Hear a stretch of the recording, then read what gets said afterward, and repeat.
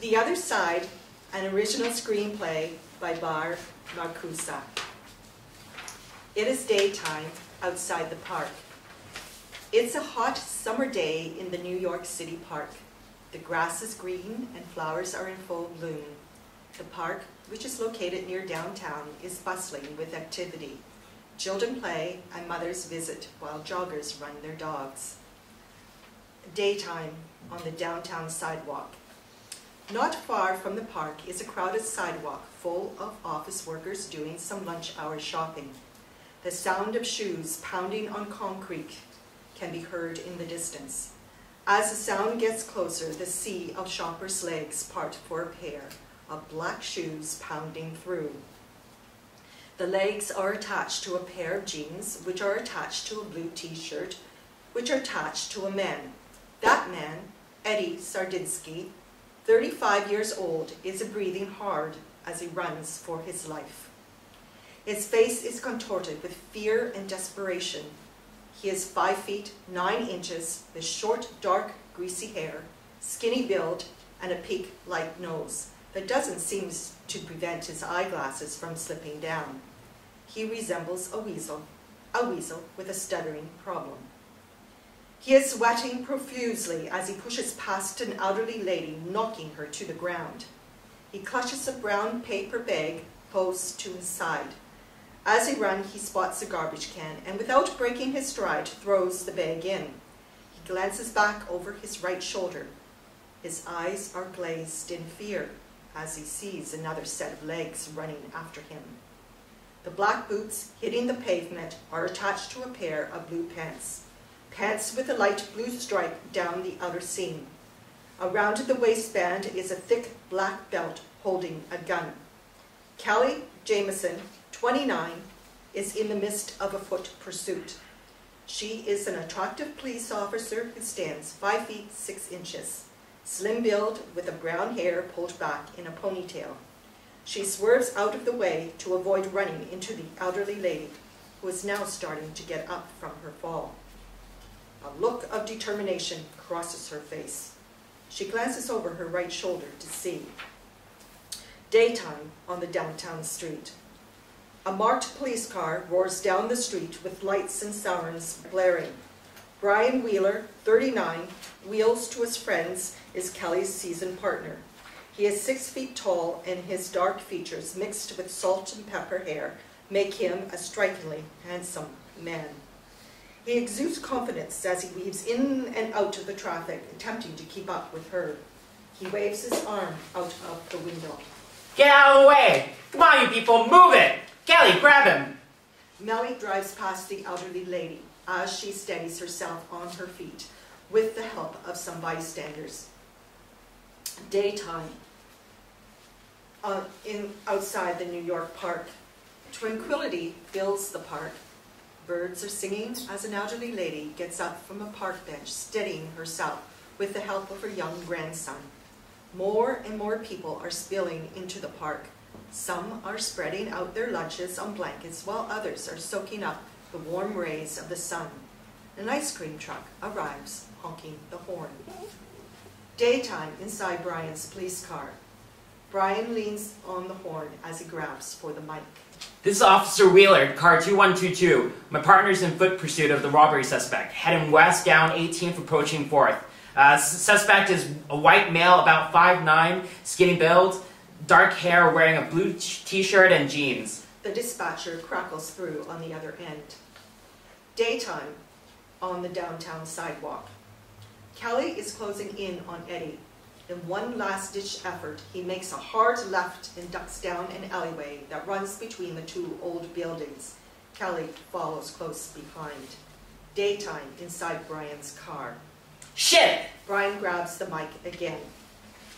Wheeler, 2122. He's just cut down the alley that runs between Bigelow's Cleaners and the piano place. He ditched a brown paper bag and a garbage can on the 18th near the Chinese restaurant. Daytime inside the police car.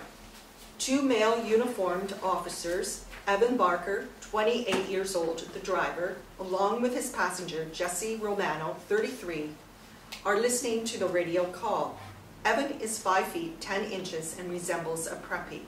His blonde hair and well-trimmed body accent his boyish looks. Jesse is 6 feet with a shaved head and well-toned body. He is a tough New York cop with a chip on his shoulder and a love of jelly beans. As he pops a few in his mouth, he grabs the mic and smiles at Evan. Officer Romano, 2416-2122. Wheels, we're less than a block away. We'll come up from the end of the alley and cut them off. Inside Brian's police car, it is daytime. The tires squeal as Brian maneuvers the car into the alley. He grabs the mic. Okay, Jesse, got that. I'm just pulling into the alley now. Daytime inside Jesse and Evan's police car. The two are approaching an alley. Jesse points. Evan, right there. Just slip down there, open the door, and boom, he'll slide right. Hang on, Jess. Evan hits the gas pedal and the car lurches forward. Daytime outside the alleyway. Brian's police car heads down the narrow alleyway. The car bounces up and down in the potholes. Kelly is running about 10 feet in front of him and Eddie a couple feet in front of her. He is running straight towards a dead end, a brick building. His only escape is an alleyway that runs parallel with the street. He slows momentarily, hesitating on which way to go. Kelly makes a grab for him but misses. Just as he turns to look over his left shoulder, Jesse and Evan's car files in from the right and pulls directly in front of him. Brian's car screeches to a halt. Eddie turns to his right and runs straight into Jesse's and Evan's car and flips onto the hood. He falls backward to the ground and bounces right back up in a dazed state. Kelly grabs onto his t-shirt and drags him to the ground. Jesse and Evan exit the car, leaving the doors open, lights still flashing, and jump over the hood.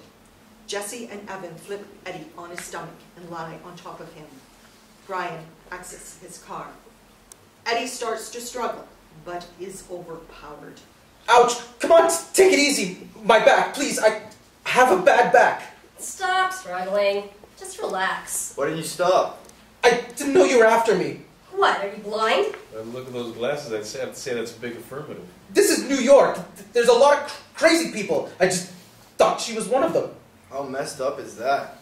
Look, please, I haven't done anything. You can't hold me. I beg to differ. You're under arrest for robbery. Robbery? No, ma'am. That wasn't me. Please, watch my back. Brian is leaning against the front of his car. His arms are folded against his chest as he stares, overlooking the scene. Jesse and Evan jump off of Eddie. He whines in pain. Kelly is kneeling over him with her left knee in his back. She starts to reach for her handcuffs, but something at the end of the alleyway catches her attention. Daytime outside the park. The dimly lit alley opens up to the bright sun that embraces the park. A little girl, dressed in a pink dress, stops playing and turns toward Kelly. They stare intensely at each other until she is snapped out of her trance by Jesse's voice. Kelly! Kelly, cuff him. Come on, wake up! Daytime outside the alleyway. Kelly stands up still dazed with the cuffs in her hands. Give me those. Jesse grabs the cuffs. Brian walks over, bends down, and grabs Eddie by the hair, lifting his head up off the ground. Hey, dirtbag. Feel like going for a ride to today? A ride? You guys can't be serious. I just told you I didn't do anything. Jesse cuffs Eddie and starts to drag him off the ground. Get up, on your knees. Hey, take it easy, you ape. Jesse slaps Eddie across the face. What did you call me? You can't hit me. Eddie turns to look at Evan. Did you see that? Look, don't piss him off. He can't slap me. He didn't slap you. Yes, he did. He slapped me just now. I didn't see him slap you. Are you blind? No. You were standing right there. He slapped me. What, like this? Evan slaps Eddie across the face. Stop it! Jesse slaps Eddie across that face again. Help! Someone help! Please! Assistance! Eddie looks around for help, but is ignored by everyone. Brian rolls his eyes and shakes his head. He mutters under his breath. Unbelievable. Oh, come on, Wheels. We're just having some fun with him. That's not fun. Ma'am, please, what the hell's going on here? You're under arrest, and you're going to jail. If you'd shut up long enough, I'd read you your rights. Kelly flips open her notebook. What's your name? Get up. Brian pulls Eddie to his feet and reaches in his back pocket and pulls out his wallet. Hey, what were you doing? Well, if you're not going to answer her questions... Come on, officer, you're not giving me a chance. Give me a break. Here. Okay, how about your face? Huh? Brian is flipping through Eddie's wallet and pulls out his license. Here we go. And this license belongs to Mr. Edward James Sardinsky, 35 years of age, 5'9", black hair, and a resident of New York. Brian looks at Eddie, comparing the picture on the license while Kelly writes in her notebook. I'd say we have match here, Edward. It's Eddie. Thank you. Sardinsky. Is that like those canned fish? Yep, those little oily things. I've never been so insulted. Ma'am, could you do something with them? Kelly steps forward in disgust. Aren't you a little old to be doing hold-ups? Eddie becomes enraged. That's it! I've had it! I've had it with all of you and your unprofessional behavior. I demand you release me immediately! Brian grabs Eddie by both arms and swings him around so he is now face to face with Jesse. Jesse's mood is suddenly changed. It's ugly. And he's right in Eddie's face. In a low, monotone voice, he speaks. Look, you fucking waste of skin. We are calling the shots here. Who let you out of your cage? Shut the fuck up before I drag you around the block by your knuckles. Eddie stares back with mouth wide open in disbelief. Oh my god, I don't even know what that means. You, sir, are a disgrace to New York's finest. When I want your opinion, I'll beat it out of you. Brian grabs Eddie by the arm and leads him over to the police car. I've had just about enough of your nonsense for one day. Brian frisks Eddie and puts him in the back seat of the police car. The officers stand outside the car talking. Eddie presses his head against the window, straining to hear, but can't, since he's unable to shut up long enough. You guys are making a big mistake. You'll pay for this. I'll see you on the unemployment line tomorrow. Oh, for God's sakes, what's he going on about now? You hear me? I'm giving you fair warning. If you don't let me go immediately, you'll be hearing from my lawyer. You can count on that. Jesse takes out his nightstick, walks over to the car, and hits the window with it. Eddie recoils. Jesse puts his face up to the window and shakes the nightstick at Eddie. Hey, how about counting on this connecting with the back of your head? Eddie becomes outraged. He starts screaming and stomping his feet. Do you think you're so fucking tough?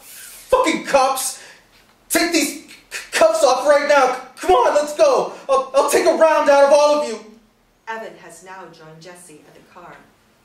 Both are laughing and poking fun at Eddie. Hey, Sardinsky, you know they give dogs shots for that?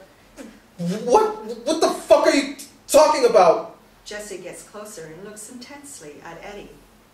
He has foam around the corners of his mouth. Oh yeah. Hey Eddie, you're starting to foam up a little around those edges. You can all go straight to hell. Okay then, no jelly beans for you. Jesse throws a handful of jelly beans in his mouth, smiles, and joins the rest of the officers at the front of the car. They talk seriously amongst themselves. Eddie strains to hear, but it's all muffled.